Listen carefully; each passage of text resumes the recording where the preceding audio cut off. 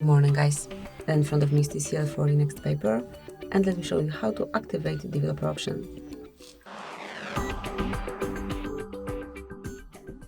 First of all, open the settings, then select System and reach About Phone. Now scroll a bit lower, select Build Number and tap on it 7 times.